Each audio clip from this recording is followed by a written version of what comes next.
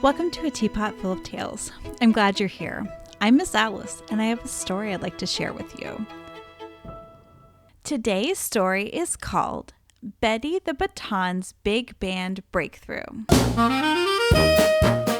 Betty the Baton had been chosen to lead the marching band for the biggest event of the year, the town's Founding Day Parade. She could hardly believe that she had been given such a huge responsibility. After all, she was still so new at conducting. Even through her sweaty hands and butterfly-filled stomach, she was eager to lead the band to their best performance ever. She got to the rehearsal hall early on the day before the parade. She only had one day to get all these musicians to play together beautifully. She smiled weakly and greeted them as they trickled into the room. Soon the room was filling up with instruments, catching up with one another and warming up. Derek the drum came pounding into the room with a resounding howdy.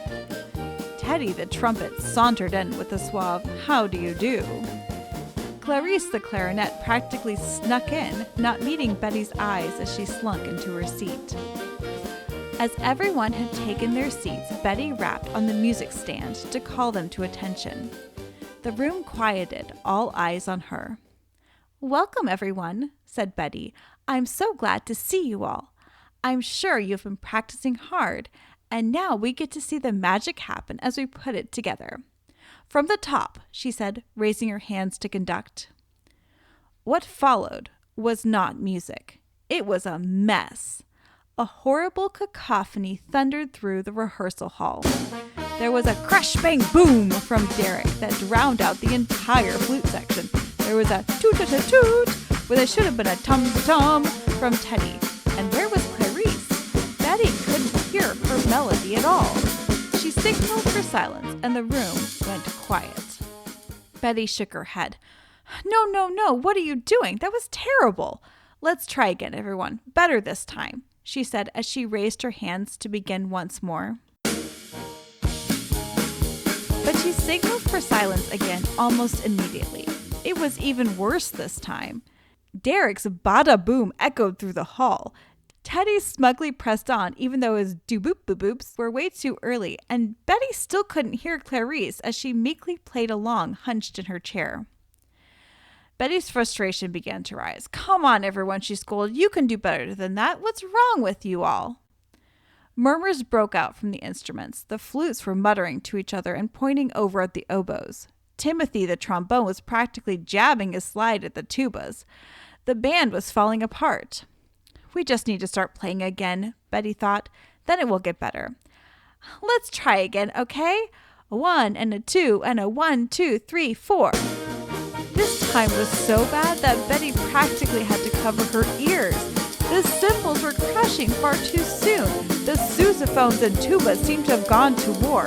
And the saxophones, were they even playing the same song? "Stop!" Betty yelled. "Why can't you guys get it together?" She stood there a moment trying to figure out who she should yell at. Someone must be to blame for this whole mess. In the silence, Clarice slowly raised her hand. "Excuse me," she piped up, "but what exactly is the matter? We can't fix it if we don't know what we're doing wrong." Betty blinked. Of course, she was the leader, so the person to blame was her. If they weren't doing so well, maybe it was because she wasn't leading so well. Betty could practically hear her conducting teacher, old Benjamin the Baton, tell her in his wheezy voice, "You can't get nobody to do nothing until you inspire them." She took a deep breath and, standing a bit straighter, started again. "You're absolutely right. Clarice, I can't hear you at all. Everyone's part is vital, but you have the melody, dear, so let's hear your beautiful music. I know you have it in you to let your talents shine through. All right, let's try again, shall we? From the top," she said.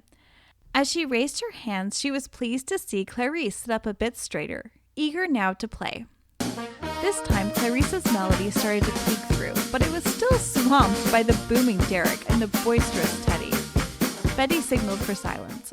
"Better," she said. Derek, can you help out Clarice by bringing the volume down? I know you've got a lot of pep in you, but we've got to work together so that everybody can shine through. Once more. Even better than before, the band was really starting to sound fantastic. Betty smiled at all the hard work that the instruments had put in to prepare for their performance. Still, Teddy's bop-bop-bops and boop-ba-doos were coming too early. Signaling for silence once more, Betty said, "Great, guys, we're definitely on the right track. Make sure everyone is counting. You might not be able to see me tomorrow, so we have to keep our ears open so we can stay together. Teddy, you in particular keep coming in early. You're playing your part well, but we're all on a team, so let's listen to each other." Once more.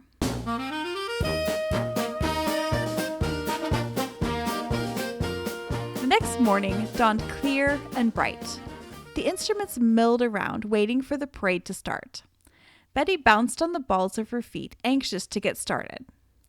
When it was finally time to line up, she said, "You did it yesterday. You can do it today. Let's go make the town proud."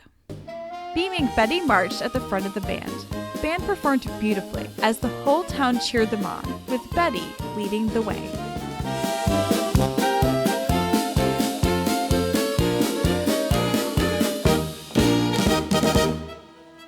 This has been Betty the Baton's Big Band Breakthrough, written and produced by Alice Louise Meredith. Did you know that you can get a coloring page like this story's artwork? Visit teapotfulloftales.com/011 today to get yours. Now adventure is calling. Will you answer?